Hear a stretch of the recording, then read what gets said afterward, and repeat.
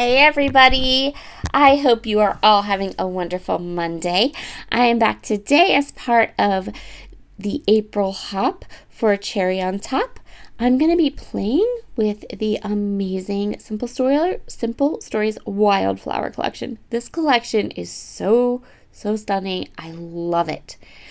I am going to be using a cut file. I started by altering my cut file a little bit. I just snipped one of the edges, and that's going to allow me to slip my photo right into this beautiful spring basket.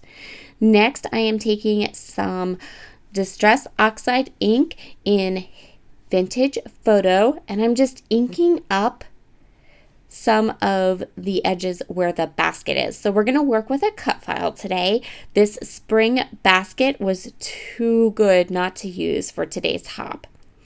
Once I've inked the edges of some of that with Vintage Photo Distress Oxide, I'm going to back the whole cut file, but I'm going to start by backing just the basket pieces with some craft cardstock.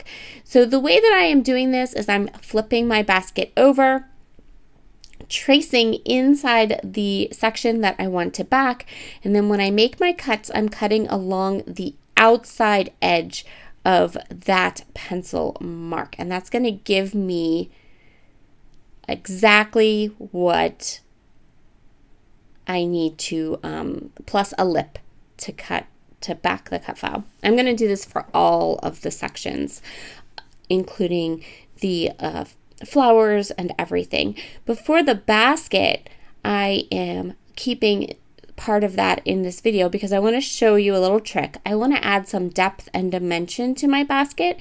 And so now that I have inked to the outside edge, I'm going to come in with this teeny tiny blending brush, and I'm going to also ink the inside of the basket. This is going to give it just a little bit more depth, and it's really going to make the basket pop on my finished layout. So it's going to add some lighter parts and some darker parts, and it's really easy to do. It doesn't require any kind of super specialized tool.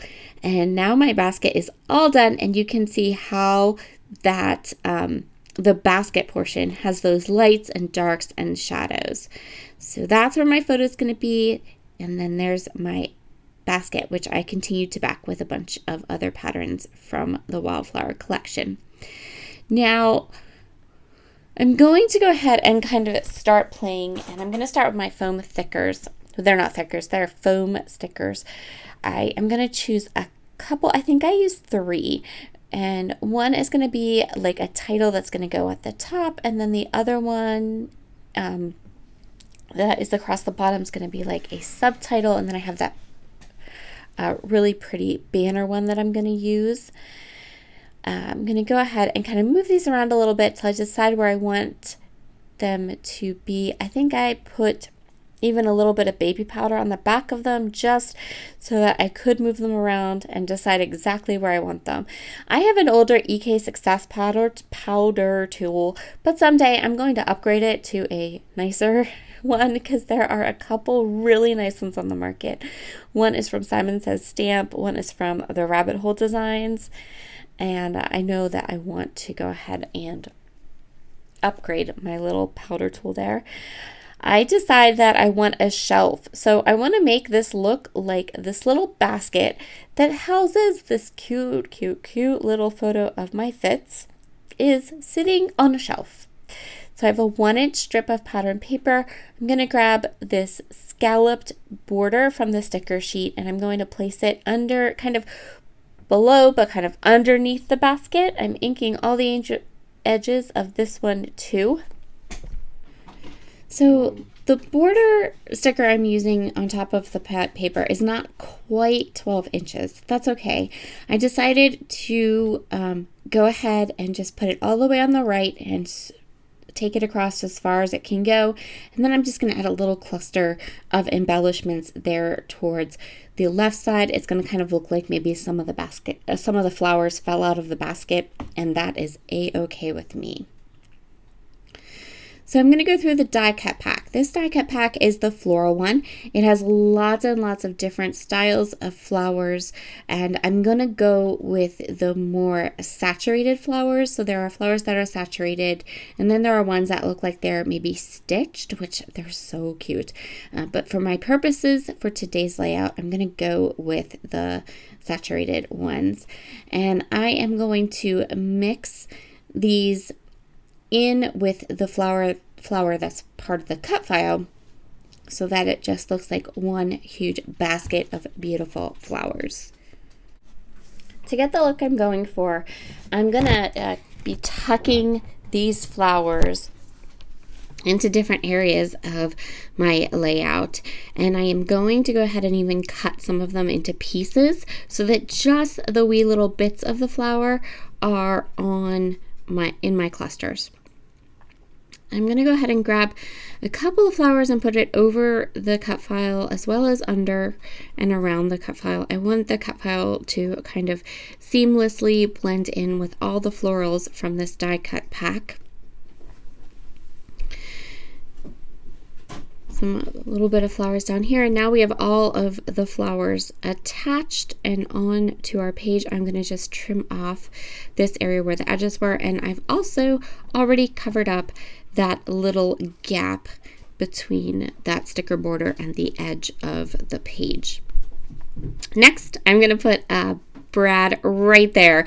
As soon as I pulled out my embellishments and remembered I had those brads, I knew that I was going to put a brad there. I love how that adds just a little bit of texture and fun to this cut file as well. Next, I'm going to add a couple of cute little butterflies and just dress this layout up. This layout does not have a story. I'm just going to stamp a date on it, and it's literally just the cutest little picture of my little Fitz, whom I just love. He has so much character, and he is such he is my family's little baby. We all love him. He's sitting on Logan's lap, all snuggled up in one of his favorite blankets, and he just looks so cute. I think this was right after he got groomed, so his little ears are like, he's like perfectly groomed and ready for his close-up. So I snapped this photo, and this was just recently, so it's definitely a spring themed photo, and I really liked it with this collection. The colors were good. You can see like how snuggled up he is in Logan's arms there. I am going to add a couple of little phrase stickers to kind of finish off my layout.